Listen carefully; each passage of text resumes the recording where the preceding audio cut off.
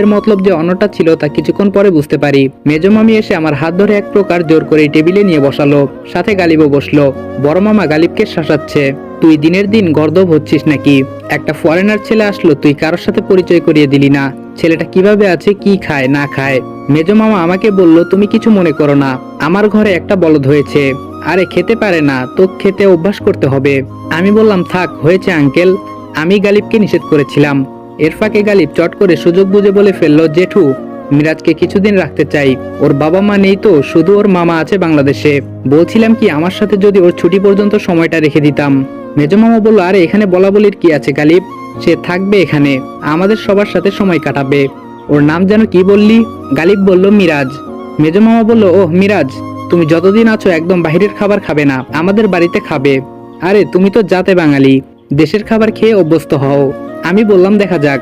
আমাদের কথার মধ্যে দিয়েই নকল মেঘ বলে উঠল, মামা খুব ভালো সিদ্ধান্ত নিয়েছো, আমারও একা একা খুব বোরিং লাগছিল, যাক ফরেনার একটা সঙ্গী পাওয়া গেল। মেজো মামা বলল, সমস্যা নেই, গালিব আছে মিরাজ আছে, সব তোর সমবয়সী। গালিবকে এতক্ষণ যাই বলি না কেন এখন বেশ বুদ্ধিমান মনে হচ্ছে, সুযোগ বুঝে এমন একটা কাজ করলো বলার বাহিরে। আমার অবশ্য এই পরিবারে এই পজিশনটা বেশ প্রয়োজন ছিল। ডেকোরেশনের লোক সাজার একটাই উদ্দেশ্য, বাড়ির চারপাশ খুঁটিয়ে খুঁটিয়ে দেখা, কেউ কিছু মনে করবে না। 3 দিন যে কোনো সময় যে কোনো জায়গায় যেতে পারবো, কেননা পুরো বাড়িটার আনাচে কানাচে সাজানোর কন্ট্রাক্ট কিন্তু ইতোমধ্যে দেওয়া হয়েছে। কিন্তু আমার সব প্ল্যানে পানি ঢাললো এই মুটকো মেঘ। আচমকা এমন একটা সিচুয়েশনে পড়বো ভাবিনি।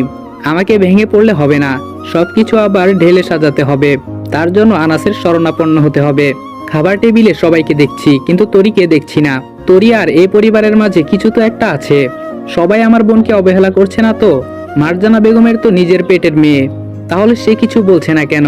আবার গতকাল মামি বলেছিল মেঘ আসলে তরির বিয়ে ভেঙে যাবে, এই কথাটা তখন ততটা গুরুত্ব দেইনি। এখন দেখছি সব থেকে এই কথাটা বেশি গুরুত্বপূর্ণ হয়ে দাঁড়িয়েছে। না, আর হাত গুটিয়ে বসে থাকলে চলবে না, কিছু একটা করতে হবে।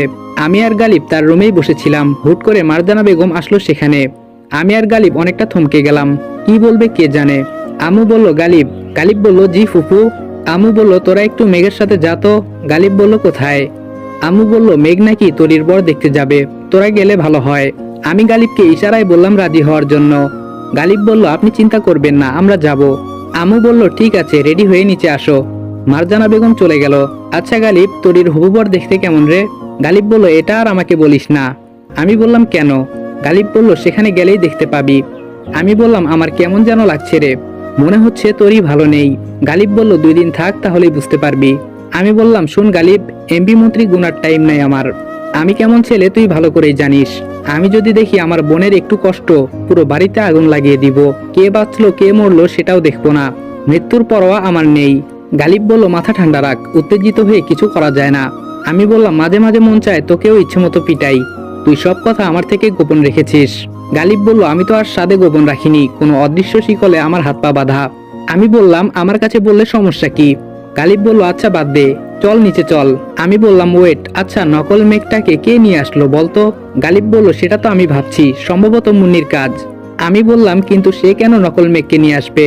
গালিব বলল, জাস্ট অল্প কিছুদিন এখানে থাকলে সব নিজেই জানতে পারবি। আমি বললাম, অপেক্ষায় রইলাম।